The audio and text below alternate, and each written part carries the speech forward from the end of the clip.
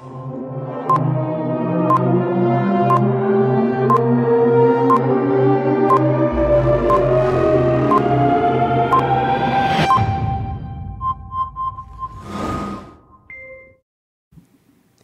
morning, everyone. Welcome back to Bold TV. Today's guest host is my friend Clayton Banks. Clay's back. The other Clay. The other Clay. He's co-founder and CEO of Silicon Harlem and good friend of Bold. Clayton, great to have you here on Bold's third birthday. Hi, Carrie. What a great honor to be here on your birthday, and what a great honor to be here with you, my good friend. Yes. Bold is on fire. I can't even front. It is the best online network in the internet. Please, everyone, tune in. That's right. And Bold TV is brought to you by Independent Women's Forum, a nonprofit dedicated to developing and advancing policies that aren't just well-intentioned, but actually enhance people's freedoms, choices, and opportunities. So, yes, our show, we've got a great show lined up. We've got Jimmy Kemp. He's the son of Jack Kemp, former NFL quarterback and former congressman and former VP nominee. His son will be joining us later in the show, as well as a producer from Salma Hayek's new Netflix series. We want to add your comments, questions, as usual, into the show. Only if they're smart. We will ask them to our questions, or our guests. We will throw them. So put them out there on Facebook and Twitter. As we mentioned, today is a very special day for us here at Bold. We celebrate our third birthday, and we want to give a big thank you to all of our viewers. We will keep producing content that is diverse, that encourages dialogue, that encourages humanizing each other, that builds, as Martin Luther King Jr. would say, the beloved community. That's really what we're seeking to do here. And Clayton has been a big inspiration for us with what he's doing in Silicon Harlem, because he's building that beloved community up there. So thank you all, and thank you all to our team here at Bold, behind the scenes, all of our anchors. We put up on screen and on our website a birthday blog post that we have on bold.global right now. We also have, if you want to buy one of these bad boys, a t-shirt or a mug or something to celebrate Bold's birthday for yourself, your Bold, your friends, the Bold people in your life, pick that up. So also big headline this week, we covered Wendy Williams Hunter's Giving Tuesday party for her foundation, the Hunter Foundation, at Dylan's Candy Bar. Let's roll that clip. Talk show queen Wendy Williams Hunter and her foundation hosted a party with a purpose here at Dylan's Candy Bar for Giving Tuesday. My husband, my son, and I got together and we said, let's make a foundation. We've got so much, let's give back. 20 million plus people, because of groups like the Hunter Foundation, see a whole new world for themselves. This brings smiles to people's faces, but it also brings a lot of awareness to what Wendy's doing. So I think it's a really nice marriage they've got going. I met Wendy and Kevin about 6 months ago and discussed their foundation with them. I saw how passionate they were. And I think it's every company's civic duty to get involved with giving. Go to www.snackpop.com. All of the proceeds that are purchased on the website will go directly to the Hunter Foundation to help us share the messaging about drug addiction. Even if you can only give back a little, it makes a big difference. This time of year, it feels so good to give. It really does. It is a work of labor for the purpose of finding a cure for K2 opioids and whatever the mess people are on. Because it ain't right out here in these streets. How you giving? We love that. How you giving? That is pretty cool. That is very cool. Yeah, and as they mentioned in the video, the Hunter Foundation is teaming up with snackpop.com to launch an amazing cause product. So from now until January, if you log on to snackpop.com, 100% of all online purchases through January 7th of Snack Pop will benefit Wendy's charitable efforts to prevent opioid addiction and help with rehabilitation programs of opioid addictions. So that was it's such a great cause, and I'm so proud of her, because she's really crossing all verticals of what we do here at Bold News, Bold Politics, Bold Business, and Bold Life. She is a Renaissance woman, and what she's doing with her work, she's bringing in the corporate side, she's bringing in the policy and the social good causes. So we love you, Wendy Williams. I can't think of a better word for Wendy Williams than bold. She has been a pioneer for many years, and very wonderful to see someone give back the way she's doing. Yep, no, absolutely. And so we hope that you'll log on and support her cause. So let's move to our first segment here, brought to you by Engineered Tax Services, where engineering and accounting come together. Joining us today on Skype is my friend Julio Gonzalez. He's the CEO of Engineered Tax Services. Welcome, Julio. Happy birthday. Thank you. Thank you, Julio. And we love working with you. You're one of our partners that makes it possible. So, Clayton, up to you. Julio, well, first of all, great to have you on the show. I find that you and I have a couple of things in common. One, I think we're both Leos, which is great. Are you a Leo? I'm a Leo. Yes. That's great. And we both have military backgrounds. My father was a 30-year Marine, and I think your father was in the military as well. Is that right? Camp Lejeune, and my mom was the school teacher there. I was very proud of that. My father was Camp Lejeune as well.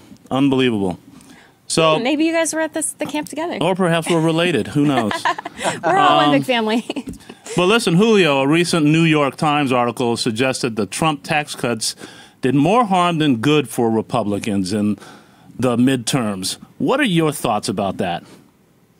Well, that article really talks about the state and local tax, taking those away from those states. And there's no doubt when we were working on tax reform, the congressmen, the senators from those states were the citizens, their people would be impacted the most by taking away the state and local tax deductions from the federal income tax. They knew it was going to be a big problem for them. There was no doubt, and they campaigned very diligently to see what we could do to not take that step and eliminate those tax cuts from the federal tax program.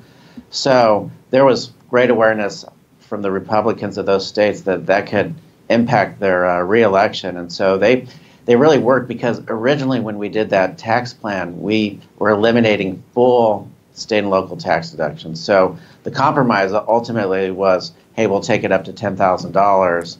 And again, that probably, for those people in those states, that wasn't going to be good enough, and they knew that was going to impact them. But look, one thing you have to know about tax reform is it really is an education program.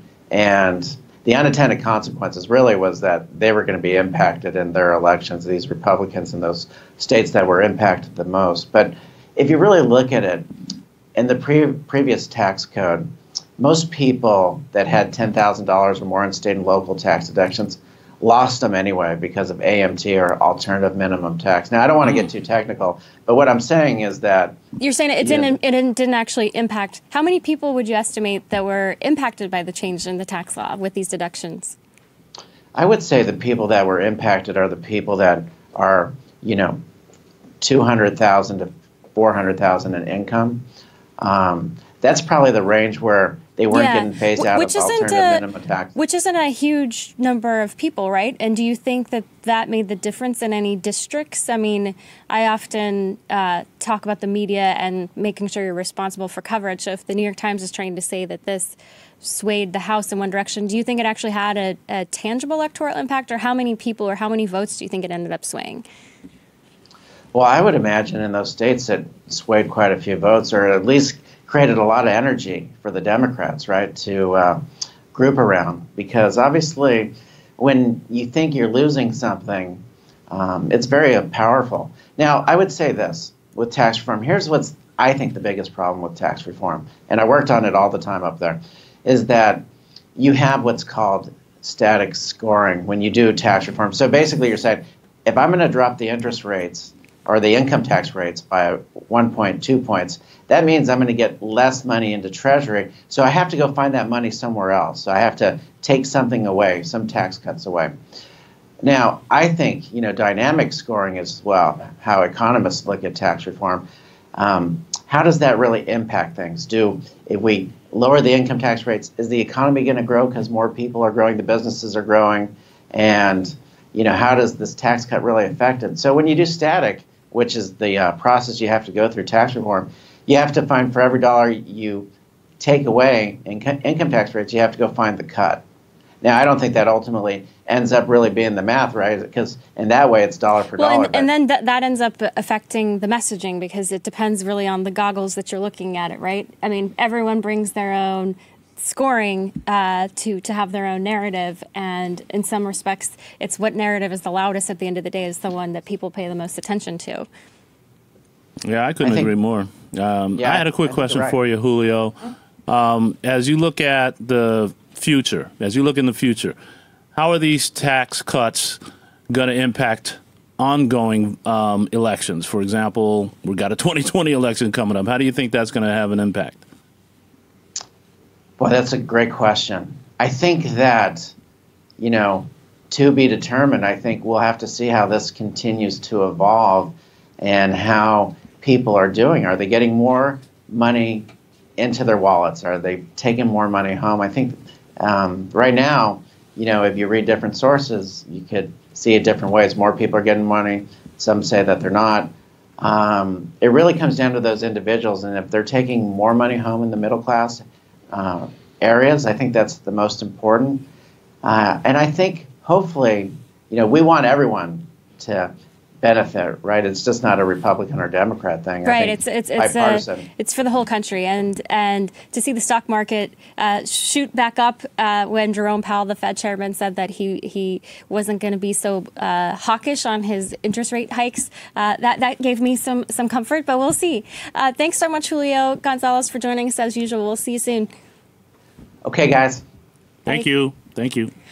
For our next segment, we are joined by Anne-Marie Dougherty. She's executive director of the Bob Woodruff Foundation that works to help the needs of today's veterans. Welcome, Anne. Hi, how are you? Thanks for having me. Happy birthday. Thank you. Thanks. Thank you. I'm going to take that thank you, too. It's exciting to have you here. It's always good to have smart people on the show. Tell us a little bit more about the foundation. I am still a big fan of Woodruff, so just curious what you guys are up to and what you're doing. Well, we are 12 years old now as a foundation. Back in 2006, Bob Woodruff, the ABC News anchor, was critically wounded while he was covering the war in Iraq. His life was miraculously saved by brave medics who risked their own lives to save his, and his family really at Bob's bedside said, if Bob makes it through this, then we're going to do whatever we can to help other combat wounded vets who have gone through the same experience. So fast forward to now, the organization has invested over $50 million in resources and support for post 9/11 veterans and their families. We've given over 400 grants, and I'm excited to talk to you today about the Viva Fund. Yes. Yeah, tell us more. So what is the Viva Fund? So back in 2014, we hosted a convening, one of our high-impact collaboration events, and we were exploring a very intimate topic, intimacy after injury. So for people who are combat wounded, coming home, you can be different, and we were exploring what we had sort of quietly heard from families and caregivers that was an issue. And what we discovered through that event was that the VA actually at the time was not covering fertility treatment for people who were wounded. And when we learned that and then heard from all of these families who were just quietly suffering with something that's, a very personal issue, we decided to work with many other veteran serving organizations, over 15, to work to change the legislation. But as you can imagine, that's a process that takes time. And one of the things we realized at the Bob Woodruff Foundation is that with this particular issue with fertility, it's there's biological factors, so time and timing become of utmost importance. So we started a fund to just help reimburse couples who were literally paying out of pocket, putting $20,000 on their credit card just to get fertility treatment. So we decided, to the extent that we can help alleviate that financial burden, we wanted to do that. And that's something we saw a headline in the Hill newspaper saying the Veterans Affairs Department says it won't reimburse veterans who were underpaid GI Bill benefit payments. Has your team worked on this issue? Are you familiar with that problem? Yeah, so the GI Bill problem is another issue. And what I can say just in general is that the way the VA is trying to figure out what payments are made and what laws are passed, it's complicated. What we decided to do at the Bob Woodruff Foundation is for a specific topic that we knew we could actually take action on and help some families get start their own families, that we would focus on that. Are there other organizations or people or support that is addressing this issue? It seems like it would require a whole lot of people to move this needle. It does. You're exactly right. It takes a village. And one of the things that has been really important to us at the foundation is to be collaborative with the government, because the VA does provide incredible benefits to to the extent of covering all of the costs for fertility treatment if you're eligible for it. But those laws have to continue to be approved and updated. So while there are gaps and while there is red tape at times, or for couples who might not be eligible for those benefits, we decided to work to try and create a fund that would help those families now. One of our other big partners is SART, which is an association of doctors who are providing the fertility care, and that association really indicates very high quality, very high expertise. So within that network, the veterans that are coming to us are getting care through that network, and that network already provides a discounted rate to active duty service members and veterans. So really, with the funds that BWF has provided, it's like a double benefit. That's great. Do you have any babies yet? We do, and actually it's just the best question because 3 have been born. All 3 are girls. There's 2 pregnancies underway. And then one other added benefit, which is kind of neat, is that there were 3 couples that came to us that were actually eligible for the government assistance. So we were able to help them, just redirect into that pipeline. So it is one of those things where there's, the babies show success. We're really excited. Yeah, that's awesome. That's awesome. Oh my goodness. So real quick, so tell us about Stand Smart for Heroes. Stand Smart for Heroes is something that we launched this year, and it's basically taking very complex, cutting-edge research on a variety of different topics that relate to veterans and military families, and essentially putting it in a 2-page, layman's terms, kind of easily digestible information. So we've launched 2 editions of that. They're on our website. Easy read, I would say. So it's sort of like research for dummies. And we're just debunking some of the really interesting things that are coming out in our space, like biomarkers for PTSD was the first edition, really looking at that. And then the other edition was looking at the correlation between social media and risk to suicide. So very relevant, top of mind topics, and there's cutting edge research that's being done, but a lot of times it's just sort of out of reach for people who want to know more about these topics. So, and are you saying that you can trace someone's, based on how they're posting or what they're posting, their likelihood of having some sort of mental illness because you can tell by reading their posts? Is that?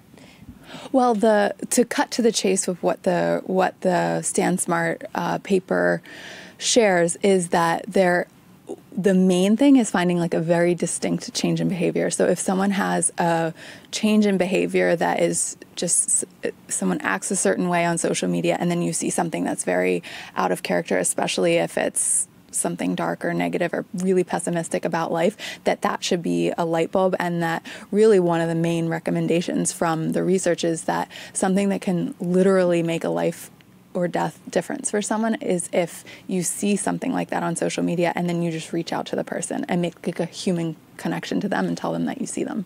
Yeah. Do we have time for one more question or no? Go for it. I have one more question. I always ask this to a nonprofit. How do you measure your success in the long run, just as the Woodruff Foundation in general?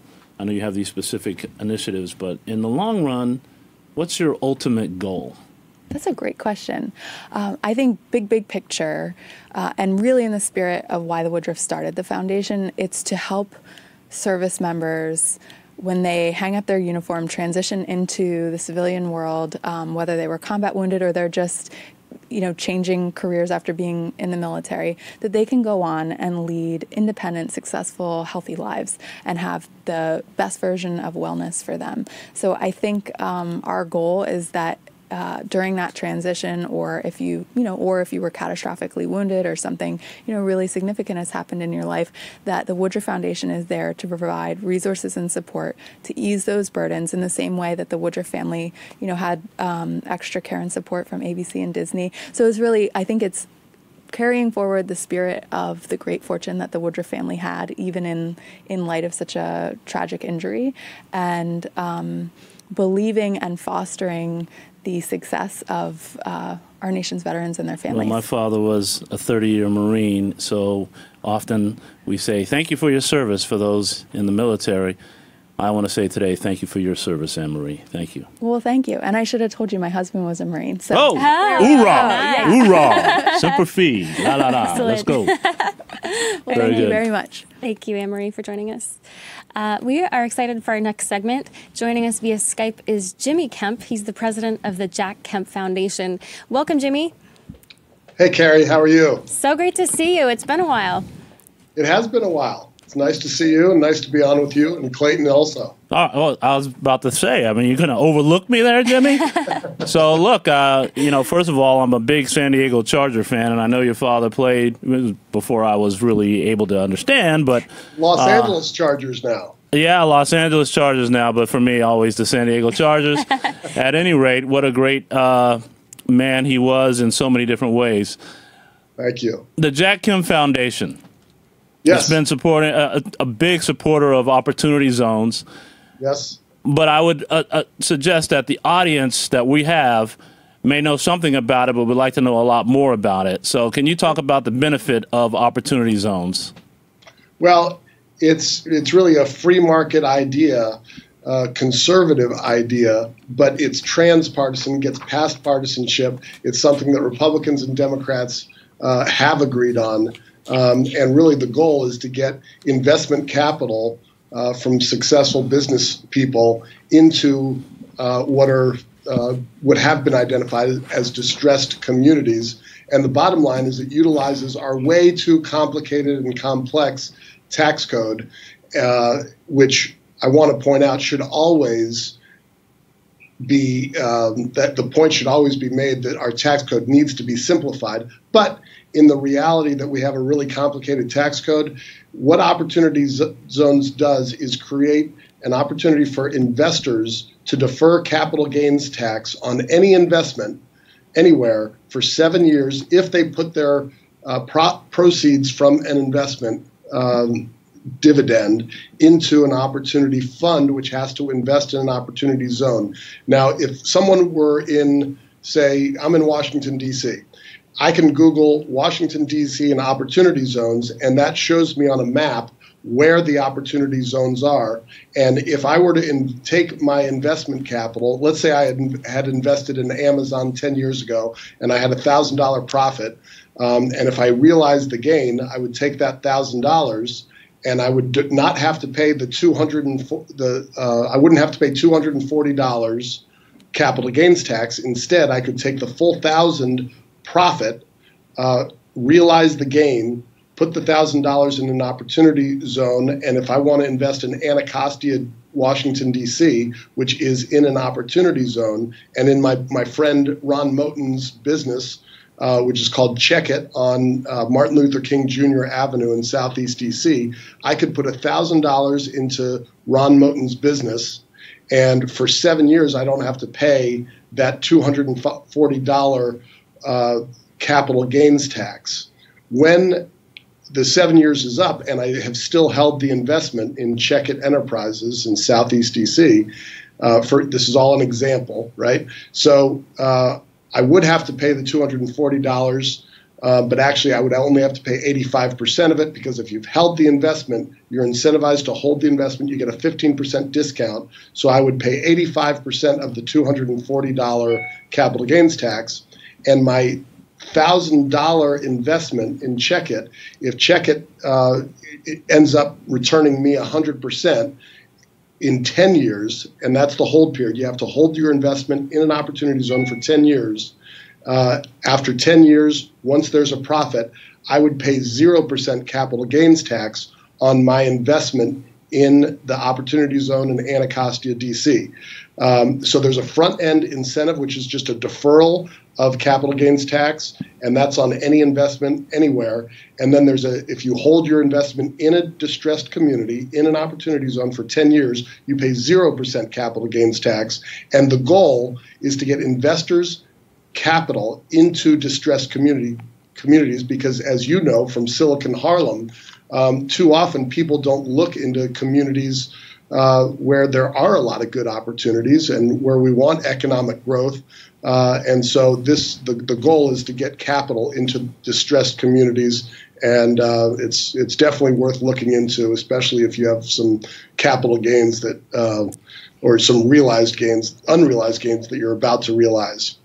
Well, I'm taking copious notes because I got to get rich to take advantage of this. But anyway, question for you: it sounds like a great opportunity for both those who are looking for a way to invest, those who are looking for a way to not get hurt on success. And it's also great for those who are in these distressed areas, these opportunity zones, to get the kind of resources that they need. My question for you, if you don't mind, is there seems to be a lot of rules to be written, a lot of things that are still not quite complete on rolling this program out. When do you see all of that getting straightened out, if you will? So the quick timeline is that in December of 2017, the Tax Cuts and Jobs Act was passed into law.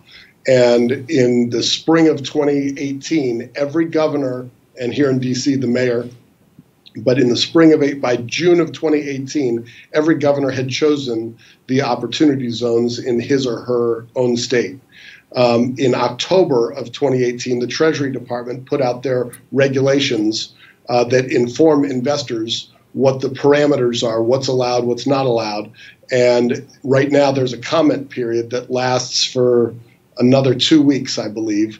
Once the comment period is over, there will be kind of a final regulation put out. There can be tweaks going forward, but the assurance that I've heard from the Treasury Department, the White House, and Senator Tim Scott from South Carolina, the co-sponsor of the original legislation, the message that I've heard is that the regulations that have been put out are going to basically remain as they are. There are going to be some tweaks, but this is it's a real investment opportunity that people should be, a lot of people are looking into, and folks have some uncertainty. Anytime you're waiting on bureaucrats to put out regulations, it makes people who are looking to invest their own capital, it makes them a little bit nervous. What's your role in all, if you don't mind, Jimmy, what's your role in the opportunity zones? So the Jack Kemp Foundation exists to advance the American idea. And the American idea at its root is the human idea that is basically represented by the fact that the condition of a person's birth should not determine the outcome of their life. So our mission is to advance the American idea. And when we find politicians and policy ideas that help advance that American idea, we try to educate the world about it. So I've spent the last year, I've been focused on opportunity zones. We've spent a lot of time in Chicago, in the south side and west side of Chicago. I've been in Anacostia, D.C. I've been up in Baltimore. Come visit us in Harlem, man. I'd love to come up to New York and visit you. Yeah, and you guys have been working with Sean Parker, a la Facebook fame, and Ivanka Trump, so you're getting some high-profile supporters of the Jack Kemp Foundation. Quick question, real quick, on the zones themselves and the states and the governors and the mayor who are selecting them. How do we prevent kind of the equivalent of gerrymandering, if you will? How do we make sure that they're actually targeting the most needy? So the Urban Institute put out an assessment of the opportunity zones that had been chosen by all the governors, and people are quibbling with what the governors have chosen. It's important to recognize that the legislation was written by, it was bipartisan legislation put out, co-sponsored by Senator Cory Booker from New Jersey and Senator Tim Scott from South Carolina. And they purposefully decided that the federal government should not decide where the opportunity zones are. They wanted that to be in local hands. So in New York, it was Governor Cuomo who chose where the opportunity zones are. And those decisions are made, they're locked and loaded, and you can quibble with the validity of some of them or the appropriateness of some of them. But those decisions are made, and the Urban Institute did an analysis and it said that they basically said we've got problems with about 3% of the opportunity zones that were chosen. So, there's that's not bad. That's still an A, 97%. 97%. I think they did a pretty good job. They did. And for the most part, if you look in a community that you just naturally think, yeah, that's a community where there's not been much investment capital and they could really use more jobs, more opportunity. And that's the American idea. that when people don't see opportunity, when they don't see real job opportunities, then they turn to illegal behavior, and they're trying to figure out how to hustle. Right. Well, Jimmy, one last question for you, because I know here in New York, for example, the word gentrification can be perceived as a very dirty word, that oftentimes the most impoverished residents end up being priced out, have to even flee to even more dangerous areas or even more poor areas. So what's the backstop to prevent that from happening? So there's a lot of talk of what the guardrails are. And Carrie, my belief is that every person, all they really want is opportunity. And when we don't have equality of opportunity, I believe that it's the job of policymakers and government to get equality of opportunity correct, not equality of outcome. Now, you have to deal with the reality. So obviously there has been a lot of gentrification in many urban areas, certainly here in Washington, D.C., you've seen it. And I think there are positives and negatives therein. But the goal really of opportunity zones is to empower the people in the community and to not have the government pick winners and losers. Well, we have, it's a shame that we have Harlem and Wall Street on the same island. Maybe this will be the moment we will actually connect correctly. So thank you so much, Jack. Well, the work that you've done, Clayton, I think is really important, because you're going to be able to connect those types of small businesses that need a shot and need an infusion of capital to investors. So I look forward to coming up and visiting with you. Okay, let's do it. All right. Excellent. Thanks so much, Jimmy. We'll talk to you soon. You're welcome. Thanks for having me. Take care. So we're going to transition for our next Skype guest, and I'll bring in a few viewer comments here. Hamid Rose says, hello, how are you doing, all of you? We are grateful and happy because it's our birthday, Hamid. We're celebrating. Well. That's right. Uptown, we say, happy birthday to you. Wow, you are like the other Clay. Hey, I got more skills than you think. I'm not surprised. Sarai Joshi says, hi, he's watching from India, from Chandigarh in India. Worldwide. Bold is worldwide. Bold global. Bold global. That's right. George Orr, he says, I am a small business owner, and this tax break will benefit me greatly. I hate Trump, purely hate Trump, so I will take this extra $8,000 and donate it to a pro-choice group and methadone clinic. Okay. You know, George, if you want to take your anger and put it into something that you believe in, that is the American way to vote with your wallet and vote with your actions. So even if I disagree with you, George, I respect your right to do what you wish. What do you disagree with? Well, he says he likes the tax cut for his business, but I got her, didn't I? She don't know what she disagrees with. What do I disagree? No, I disagree with George. Why? You like the fact that he likes the tax break. You like the fact that he's voting with his wallet. What do you not like about George? He sounds like an interesting guy. No, I don't like that he says he purely hates Trump. I don't think you should purely hate anyone. I agree with that. And even if don't hate, man. Yeah, come on. Don't hate. I mean, it's okay to disagree. Not necessary. I mean, I disagree very, very strongly with a lot of the former President Obama's policies, but I would never say that I hate him or that I hate any Democrat. So we'll take hate out of it. Yeah. So yes. We're all people.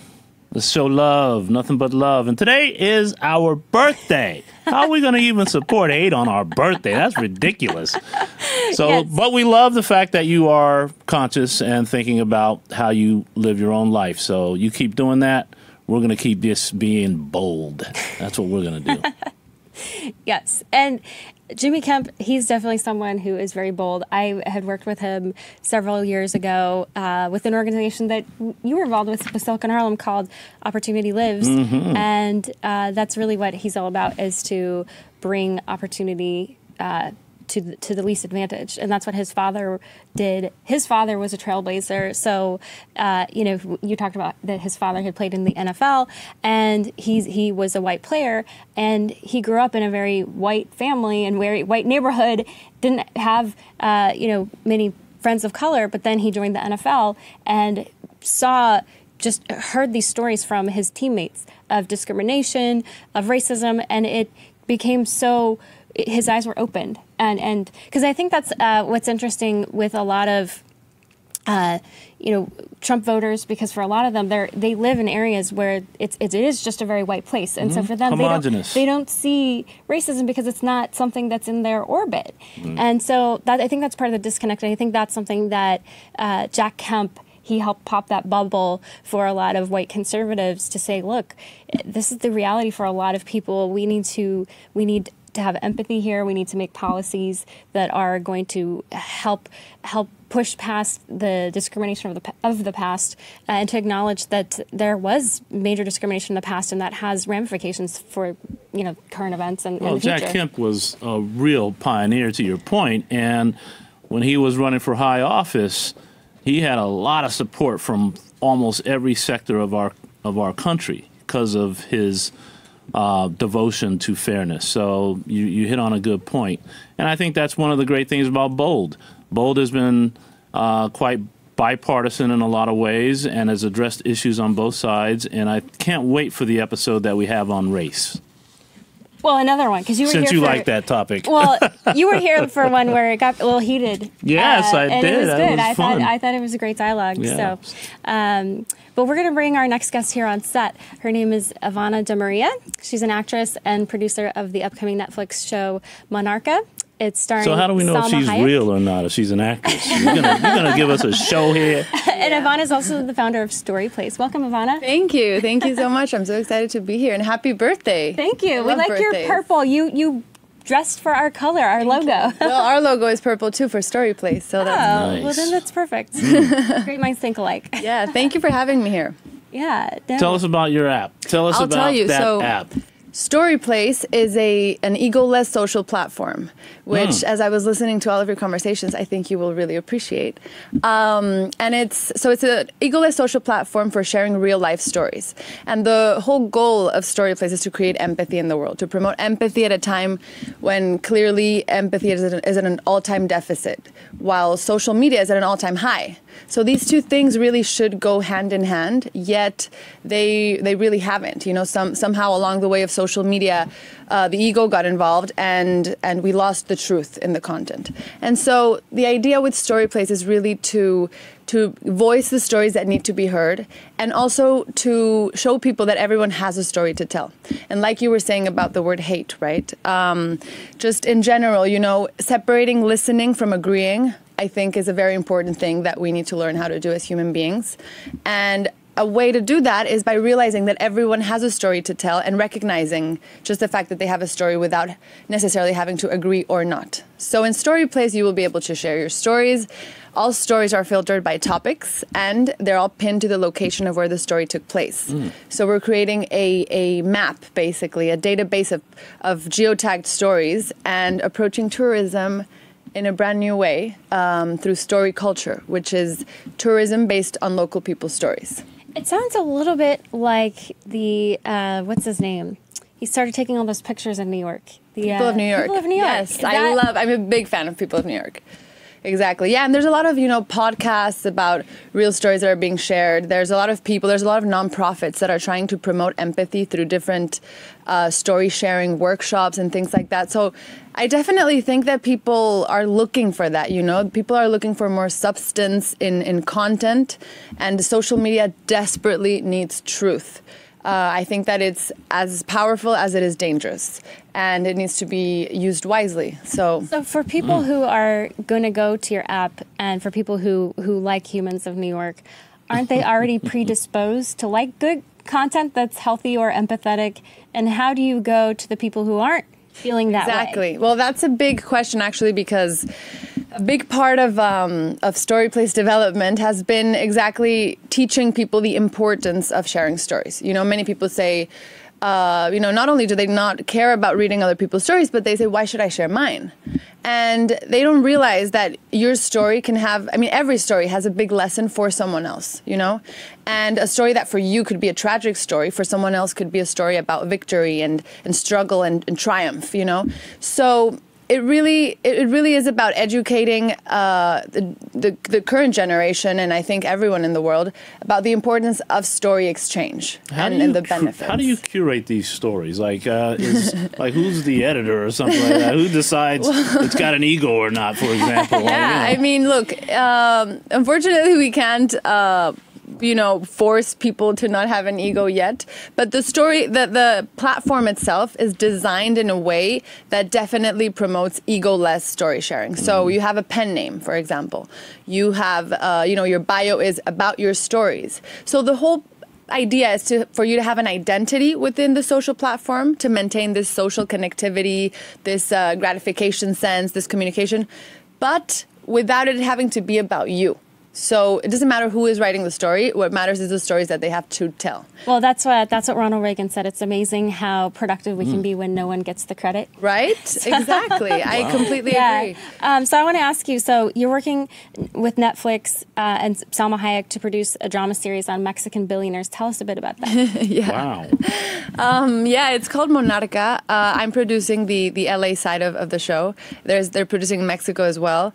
And it's a great show. I mean, it really touches on a lot of interesting subjects which are not necessarily known. Mexico is a complicated society. There's a lot of really incredible stories in there that I think need to be told, and certain elements of society that should be highlighted. And so I think that this show is definitely going to give you an insight into that world of Mexican elite business society. And there's a lot of things that go with it that you can possibly imagine, but it's fictionalized, but it's based on true elements and true facts. So it's very interesting. I'm very excited to be a part of it. Salma Hayek's on board as a producer, so it's very exciting. Can I get an introduction to her? Yeah. So Mexico is obviously a hot topic with immigration and with the caravan, and you want to bring empathy to this conversation. So give us your expert opinion on empathy as it relates to the caravan, because you have Trump supporters like myself who say, look, we have to protect the sovereignty of the country, and we have to protect the fact that most of these immigrants are not women and children. In fact, they use women and children as human shields, and they use them to smuggle drugs. We just had a huge spike in suicides in the United States, and fentanyl is coming through Mexico, that we need to protect our border. So how can we have this conversation without someone yelling hateful things at me, and vice versa? So how would we bring it, in your advice, to the situation with the caravan and the border?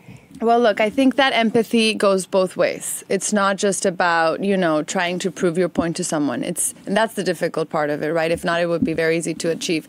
I think that, empathy is really about getting, you and me, who have completely probably opposite opinions, and sitting down and having a conversation, and without having to agree, just understanding that we each have our, opinions. And more so than that, I've realized that if you take two different opinions and you really break them down to the essence of how they originated, the common denominator is probably their origin value. They probably both, our beliefs come from family. They both come from a place of love. They both come from a place of, nationalism or things like that. So it really, in the end of the day, we do share a lot of common values. It's just the stories that rise from them are different. And I think that getting to those common values will be the essence of empathy in the end. In terms of the caravan, I mean, look, I think that it's a very complicated situation. There's it's not black or white. And I think that, I completely agree that countries need to protect their borders. They need to protect their countries. They need to, look out for their people. But at the same time, I do believe in humane treatment of people. I personally volunteer as a translator for women and children who arrive at the border to seek political asylum. Mm-hmm. And there's something that I've realized, that a lot of people don't differentiate between people who cross the border illegally and people who arrive at the border to seek political asylum. Those are completely different things. And one of them is legal. Seeking political asylum is legal, and I understand that there's, cases where people will take advantage of any situation in the world. But at the same time, if you would be able to listen in on one conversation of the women and children that arrive and seek political asylum, and you listen to their stories being told to these lawyers that are trying to help them, etc., because the lawyers speak English, right? They speak Spanish. It's a very complicated situation. And the stories that they come from are horrible conditions, the things that you only see in movies, things that you wouldn't even imagine are possible. And so it's almost like, you know, telling somebody to walk back into a house that is on fire. How do you do that? You know, so it's really clear to me that there's a reason why there's more bridges than walls in the world. Because at the end of the day, we're all really trying to march to the same goal, which is to have a good life. And there's a small percentage, for whatever reason there is, that do create problems. It doesn't just come from Mexico. Exactly. There's things flown in, trained in, walked in, driven in to our country that creates all types of problems. But there's a reason why there's more bridges than walls. And I hope we all can at least agree to that. I completely agree. Well, good. I completely agree that what you're doing is so needed because the listening, I think, is severely lacking. So we hope you'll come back, and good luck with the launch. I would love that. Thank you so much. I really appreciate it. And so we're going to move to our next guest via Skype. He is JT Lewis. JT lost his younger brother in the Newtown shooting in December 2012. He has since become a school safety advocate and is the founder of Newtown Helps Rwanda. Welcome, JT. Hi, thanks for having me. So, wow. JT, Clayton Banks here. Good to have you on. Nice to have you through Skype. It's working. So you've been, you've been vocal about your support for armed guards in schools. This couldn't be more controversial. Can you tell us why you support armed guards? Absolutely. And look, when I say armed guards, I mean highly trained individuals who are former military or former police or even current police, I think is the best solution. But look, what happened at Sandy Hook, and it's very unfortunate that it was allowed to happen, is the school was left entirely unprotected. The shooter shot out the glass front doors, walked in, and proceeded to kill 20 kids and 6 educators. We can't let these kind of things happen. I mean, there was no armed guard to confront him. And I can only imagine if there was, you know, maybe there wouldn't have been any casualties. Maybe it would have been reduced. Maybe my brother would still be alive. So I know the argument in support of armed guards is to say, well, we have armed guards at our courthouses. We have them at our mayor's mansions or, you know, other public buildings, and that schools are public buildings. So never government building. Government buildings. Politicians are guarded. There's a big difference between, in my opinion, there's a big difference between that description and a elementary school. And many of us who've gone to an elementary school, and I am so sorry for your loss because I was just as moved as anyone around that, being in New York. So I just think that it's maybe not the same equivalent when we're talking about children, and we have to think more so on safety for these children from leaving the house to leaving the school. 100% agree with you on that type of protection. But the controversy is whether the armed guards, as described, would make that difference or not. It's like a thing we almost have to test, which I'm not even into that. But curious, what would you find reasonable? Would it be at every single public school in the nation that would have this? Well, look, first of all, I want to clarify, armed guards is not the only solution out there. You have programs going on like my mom's, the Jesse Lewis Choose Love movement, which is basically just teaching kids to choose love, an amazing concept. And armed guards is just the first step. There are things, secure the perimeter, single entry points so that you know if a shooter comes in, you know where they're coming from, and then have an armed guard there to confront that shooter. It's unfortunate that it's gotten to this point, but when I look at it, it's been 19 years since Columbine, and that's when the gun control talks started, really started, and blew up on a national stage. And what has happened? We've had bills passed here and there, but the shootings keep happening. It's not curbing any of this. In fact, they're getting worse. And we can argue about gun control all we want, But it's time to school, because a lot of what happens is because of bullying, and those are things that are happening internally inside the school that an armed guard, there's only so much you can do with that. If there's someone with hate in their heart is determined to act, are you working with Rachel's Challenge at all? I can say my mom is very close with them. Daryl's a great guy, and I actually met him testifying to Secretary DeVos's Commission on School Safety. And what he's doing is just amazing. His entire program, and programs like my mom's, they're just fantastic things that I agree are the only way forward in the future. But in the meantime, until these programs, we start to see their effects, which we already are, but until we start to see their effects on a large scale, we need solutions like the ones I'm talking about. Great. So, JT, last question. Tell us more about... No, I have one more, too. Oh, okay. But you go ahead. All right. Well, I was just going to say, because we got to wrap, but... All right, I'll do my question. Newtown helps Rwanda. Tell us about that. Sure. So a few weeks after the shooting, as you can imagine, whole family is very depressed, just kind of sitting around. And I get this opportunity to Skype with young adults from Rwanda who lost their entire families in the genocide there in 1994. And basically sat down and got on Skype, and they told me, you will get better. And at that point, you'll be happy again. And at that point, we weren't really sure. And to hear it from people who had lost their entire families in the most brutal way imaginable really had a deep impact on me. So what I wanted to do, I looked at all their cases and I said, well, the one thing that I see in common with all of them is they never got to finish their education. So I thought, what can I do? I started selling bracelets at school and at local events. I'd follow my mom around wherever she went. And eventually we were able to raise enough money to send Betty to university for a year. And that was a very big deal. We got on Skype and we talked to her. It was amazing. A great experience for me. It really helped me get through the trauma. And since then, Betty's gone to college for 4 years. She's just about to graduate. We sent Matthew to university in India. We built fish ponds and poultry farms in Uganda for former child soldiers. It's just been amazing. An amazing experience for me to get to be a part of. Amazing. Well, thanks. Thanks, JT. Carrie took my question. Well, we had great minds think alike. Thank you, JT. Thanks for your work, and our hearts go out to you for your loss. Thank you very much. So our next guest is going to be via Skype. So all right. That was.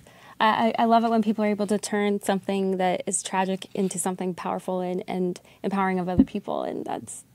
And they helped him to get through the loss, and then he turned around and helped them. It's a bold thing to do. It is. Yep. Nope. We got bold people on the show.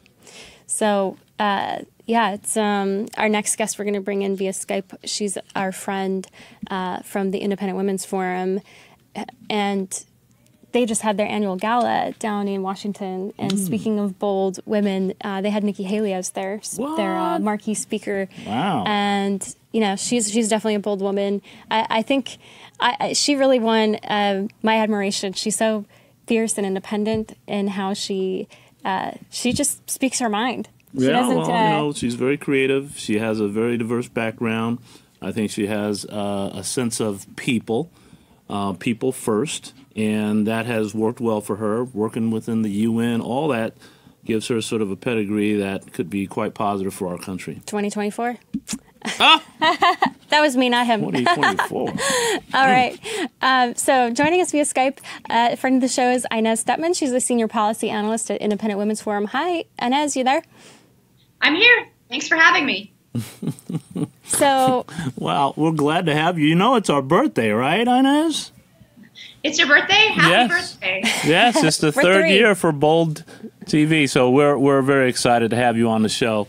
So tell us about school choice and how that's important for families. We're really interested in your perspective. Yeah, I mean, school choice has a lot of benefits. Just to back up and define it real quick, school choice is just a blanket term for a whole series of programs, various different kinds of programs that allow families to choose which school or even what type of education their kids get. So, for example, there are programs called education savings accounts that actually allow families to completely customize their kids' education. So you might be hiring tutors, you might be purchasing online sort of tutoring programs. You might be purchasing curricula to teach at home. You might be sending your kids to particular classes in charter schools. I mean, we're talking about completely 21st century customized education. And these programs have really been taking off in the last 20 years. So now we have a majority of states that have at least one private school choice program in action. And Florida is actually a leader in this. Florida has been implementing reforms in school choice for almost 20 years now. And we've seen some really spectacular results. So, for example, the largest tax credit program there, which is a scholarship program for low-income kids, and for kids who are in there for 4 years, it increased their college rates, or the rates of actually graduating and going on to college, by 46%. So we're seeing some really amazing results from these programs. Wow.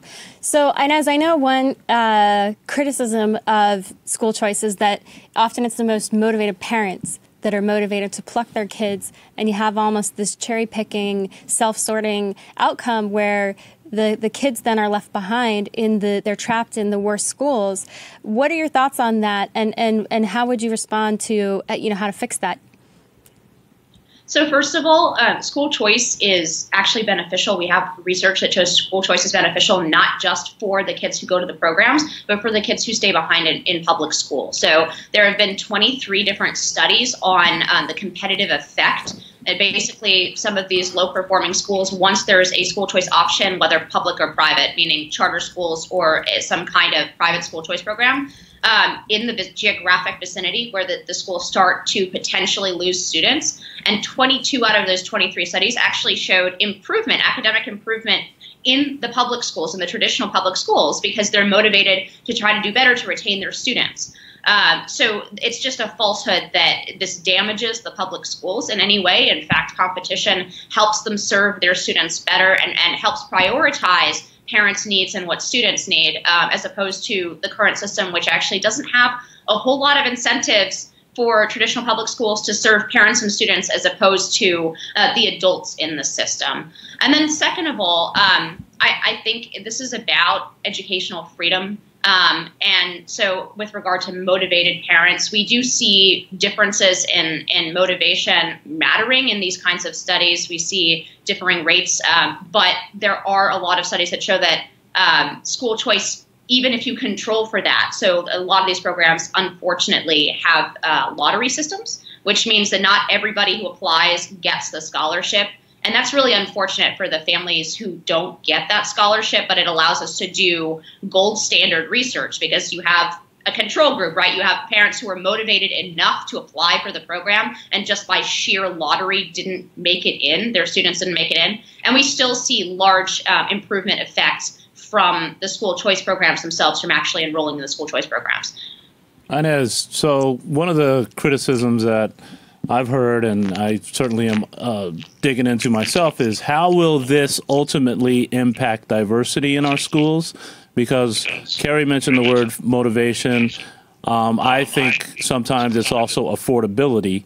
But even from a motivational perspective, there are certainly generational issues that have happened in some of the families where the parents may not have went to college or things of that nature. So I would assume it's not just a motivational play here, but how do you think this will help diversity in our schools?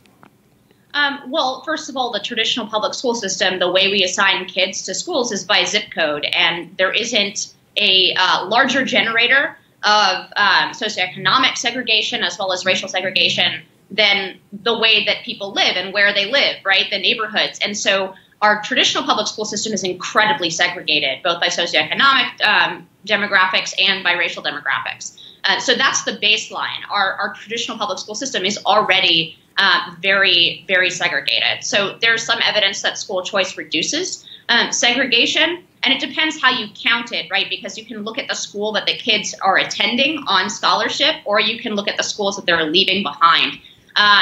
But by any measure, the system we have is already so bad on this diversity metric that, in fact, school choice, if anything, improves the system.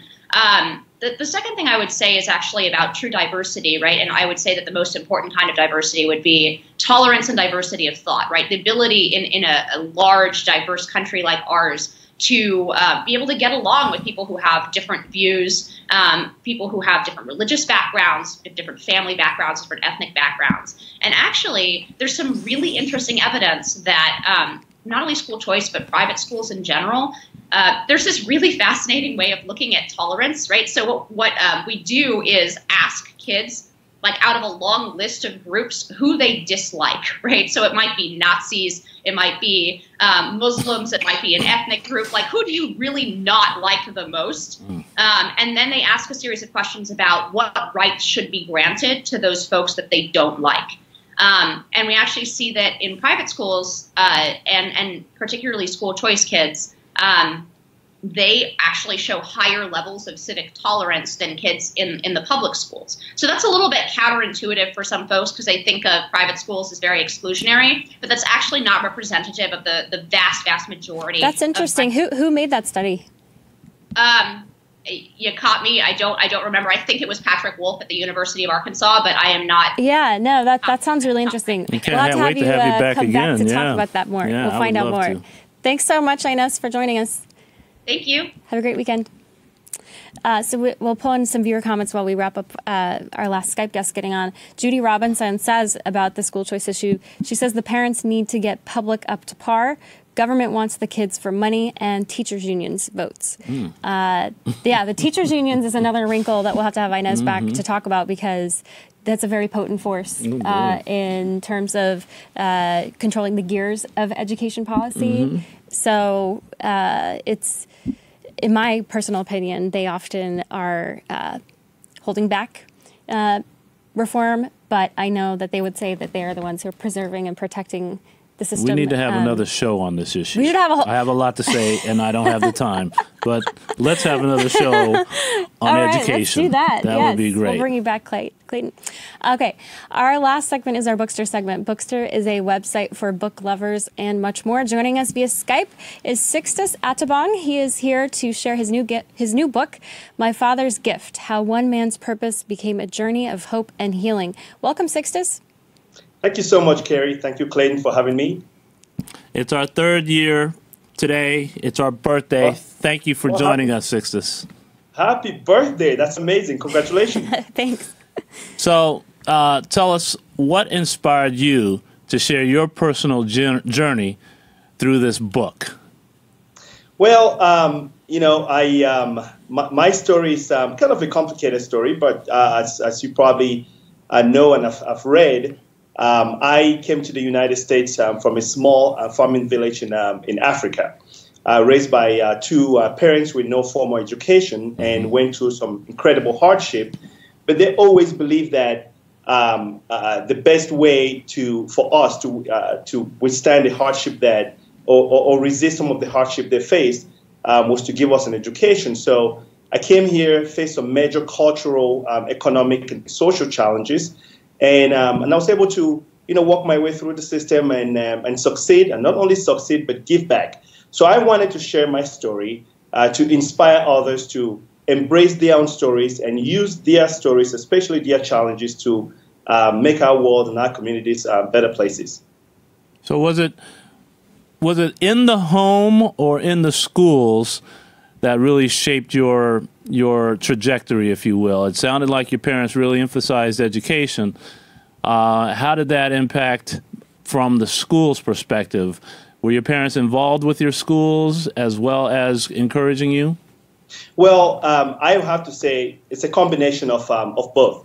My parents had no formal education, so they encouraged me based on their experiences and the challenges that they faced in Africa. So most of it is just the basic values that they taught us, just hard work, determination, believing in your God-given purpose. But they had no education, so they wanted to expose me to that. So hopefully I will have the tools to face the challenges that they knew I was going to be facing in the world. I haven't read your book yet. I look forward to it, but I know Barack Obama wrote a book about his father. Are you planning to run for president?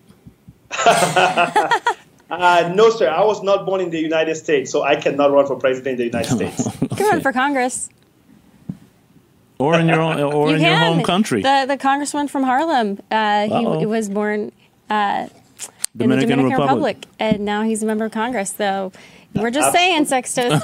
But I just go with the call and the purpose. If that's where God wants me to be, that's where I'm going to be. But for now, I'm talking about my life. I'm using my experiences to help others find their way and their purpose in life. So I have a friend of mine in middle school that's from Cameroon, which is where you're from originally. So it's a soft spot in my heart for Cameroon. And I want to talk about that because you, as part of your journey, you feel compelled to give back to your home country. Talk about that. Well, so again, because of the challenges that my parents did on my behalf, I knew I had to give back. I grew up in a small farming village where we had no access to any health facilities, no access to it. So I knew that I just had to go back to do something.